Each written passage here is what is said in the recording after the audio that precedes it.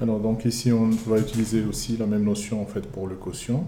Donc, la dérivée de 4x moins 2 sur x plus 1, le tout au cube.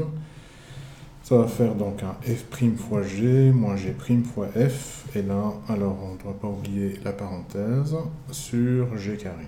Donc, le carré atterrit sur le 3 et donc ça va faire un exposant 6.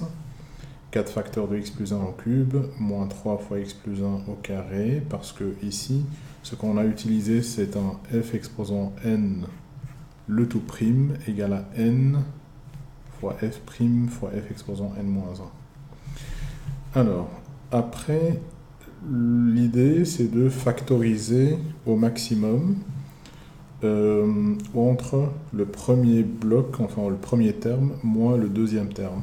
Donc ici c'était un 4x moins 2 entre parenthèses bien sûr.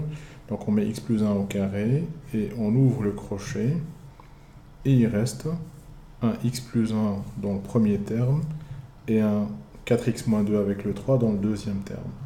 Et ensuite on va pouvoir simplifier ces deux parce que l'opération globale est une multiplication. Donc je peux simplifier ça avec ça et on aura seulement au dénominateur un x plus 1 exposant 4. Et au-dessus, il va nous rester 4x plus 4, en distribuant le 4 sur les deux éléments, moins 12x plus 6. Donc 4x moins 12x, ça va faire moins 8x, plus 10, le tout sur x plus 1 exposant 4. Et donc là, on a calculé la dérivée qu'on pourrait étudier, enfin en étudiant le tableau de signes. Comme ici, en fait, on a le dénominateur qui est en exposant 4, lui, il est toujours positif, donc c'est le numérateur qui sera responsable du signe.